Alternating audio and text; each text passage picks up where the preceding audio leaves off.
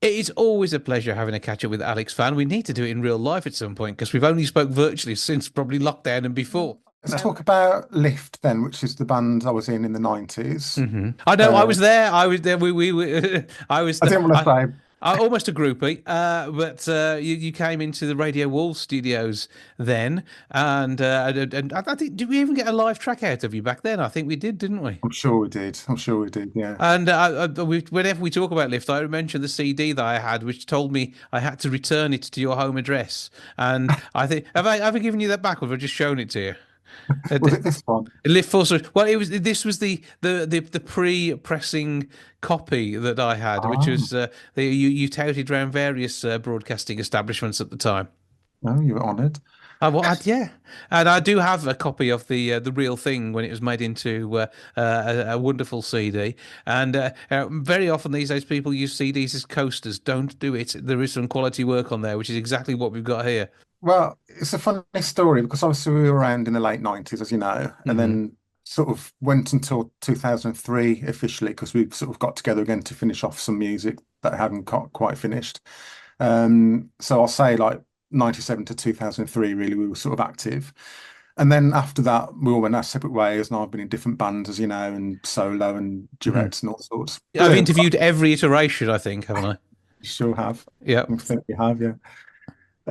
Yeah, out of the blue, I got this message from well, the guitarist that was in the band, in the original band, saying CD hunting in Scunthorpe, and I had no idea what this meant. So, and then I got a later message from Dan Clark, who you know Yes. well, who was drumming with us. He plays every instrument under the sun, as you know, but he Yeah. was drumming with Lift at that time. And then he sent me another message, a more sort of deeper message than the guitarist was, which was basically CD hunting in Scunthorpe on YouTube. And I thought, oh, that gives me more to go on. So I clicked on YouTube, and there's this channel called Brit Pop Fuzz. The backing music to this 25-minute long video was Lift Full Stories. And I couldn't believe it because I just thought we'd fade into obscurity. Um, so I made contact with him and said, "Well, how did you get hold of this?" And he'd found it on eBay or something, found it, online. Really loved physical media, so records and Hmm. CDs over downloads and streams. I suppose that sort of generation, well, my Yeah. generation, Well, our generation definitely. I've got we're about the same age. like to have something to hold, like to have something to read, the liner notes and that sort of Hmm. thing, And the photographs. artwork. And the artwork always gives you a bit more than a stream or a download, I think. Anyway, so it got me to thinking, well, they aren't available online. So if somebody wanted to download our CDs, and there's six of them, nobody would know where to go or what to do. So that's a nice little project that I've been working on, is sort of digitizing all the music And the uh, artwork. and all the artwork, which of course I did.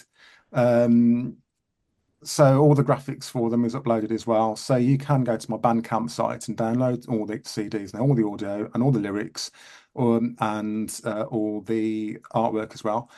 And then I've set up this Facebook page alongside that, which is kind of like going through the archives really, and Does sort of, this mean I've got to try and find the interview we did in 1997? yeah, you must find that. Yeah. Oh, I've got a huge stack of barely labeled mini discs, and I've not found it yet on what I've gone through. I'll have a look. I will see what I can do. I can't guarantee anything, but I'll have a look.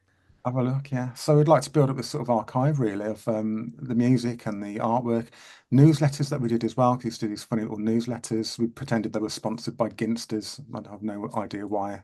And then there was always something about Alf from Home and Away as well in each issue. Again, I have no idea why. Just Hmm. a bit of fun. And then sort of letting people know about gigs and that sort of thing. And then there was posters, all the sort of paraphernalia around that, the photographs of gigs, and the artwork again. So it's sort of like building up a sort of record reel of what we've done, because it kind of fades into the past, if not, and it's in danger of disappearing. So I just thought it'll be there then, I can always look back on it and say, this is something that I did. There's nothing wrong with the music, yeah, we enjoyed, we're a great band, and it's just, we didn't become famous or rich or anything like that. It was just four lads having a whale of a time, and going around. We gigged in London, all that sort of stuff. So we did a fair bit, but of course, life moves on, and you have a family and you get jobs and that sort of thing, and you can tend to forget about what you did in your youth, and Hmm. this the camaraderie that you had. Um, but another funny story is going back to 2018. Uh, Dan really was instrumental in this. That Campo Viejo wines were doing some promotional stuff around their brand Yeah. and linking it to Guardian, the Guardian newspaper, or Guardian Labs, the online version, and wanting to recreate, contacting different people to recreate a photograph from the past. So it turned out Dan was, knew the producer of this program or something, and thought it'd be a good idea for us to recreate the album cover of the Lift, the debut EP, which is this picture here on the bouncy castle. Okay. So Yeah, I remember the Bounty Castle pic. yeah, and that's me. Look with hair. That was a fantastic hairstyle. Yeah. Even I had hair back then. Everyone had hair in the 90s. So that's the four of us, obviously. So that's exactly what we did. So nearly 25 years later, we hired a bouncy castle in the back of Dan's back garden. The television crew came up and we sort of recreated that photograph. We were wearing the same clothes as well. They tried to, well, not the same clothes, but they sort of tried to match the clothes that we were wearing. And we got to perform some songs live, and they made that into a little sort of advert, which is on available online. You can see that. So yeah, so that was quite fun. I think at this point we have to listen to some of the music. So, which track from Four Stories are we going to take? Well, should we go with the lead track, which is Brand New Day?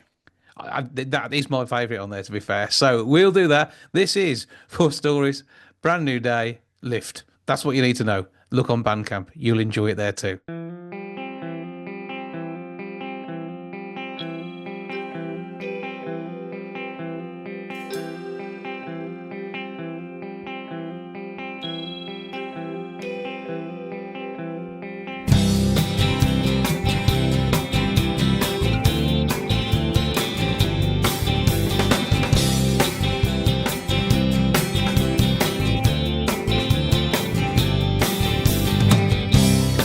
I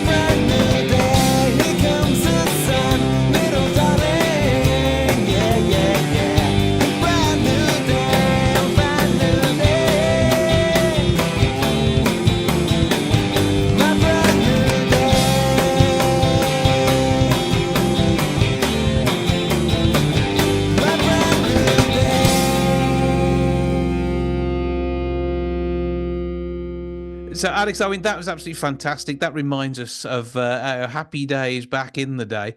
And is there more on this? Or what are all the web addresses and everything for that one? It will be my Bandcamp site, so it always starts with well, my name. It will be so it's Alex Vann, Two V A ends. double N, two N's, dot Bandcamp, which is all one word, .com.